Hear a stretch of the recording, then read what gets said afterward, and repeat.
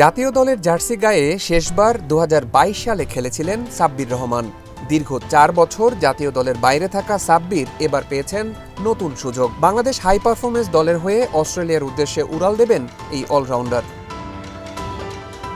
আগামী 20 আগস্ট অস্ট্রেলিয়ার ডারউইনে শুরু হবে টপ এন্ড টি20 সিরিজ। বাংলাদেশ সহ মোট 9টি দল অংশ নেবে এই টুর্নামেন্টে। আর এই টুর্নামেন্টটি হতে পারে সাব্বির রহমানের জাতীয় দলে প্রত্যাবর্তনের গুরুত্বপূর্ণ মঞ্চ। সিরিজকে সামনে রেখে মিরপুরে তাই নিজেকে প্রস্তুত করে নিচ্ছেন সাব্বির রহমান। ব্যাটিংয়ের উন্নতিতে আলাদা গুরুত্ব দিচ্ছেন এই অলরাউন্ডার। বিশেষ করে গ্রানাইট স্ল্যাব ব্যবহার করে অনুশীলন করছেন, যা অতিরিক্ত গতি ও অস্বাভাবিক বাউন্সের বিপক্ষে ব্যাটারদেরকে মানিয়ে নিতে সহায়তা করে।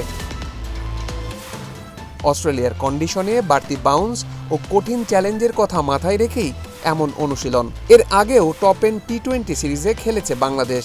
গত আসরে 11 দলের টুর্নামেন্টে 6 ম্যাচে 2টি জয় নিয়ে নবম স্থানে শেষ করেছিল টাইগাররা। এবার 9 দলের এই আসরে অস্ট্রেলিয়ার বিভিন্ন ক্লাবের পাশাপাশি অংশ নেবে নেপাল জাতীয় দল ও নিউজিল্যান্ড এ দল। এই সিরিজে সাব্বির রহমান নিজের সামর্থ্যের প্রমাণ দিতে পারেন কিনা সেটাই এখন বড় প্রশ্ন। ব্যাট হাতে যদি নিজের সেরা ছন্দে ফিরতে পারেন, তাহলে এই অস্ট্রেলিয়া সফরই হতে পারে তার জাতীয় দলে প্রত্যাবর্তনের নতুন ট্রাম্প কার্ড।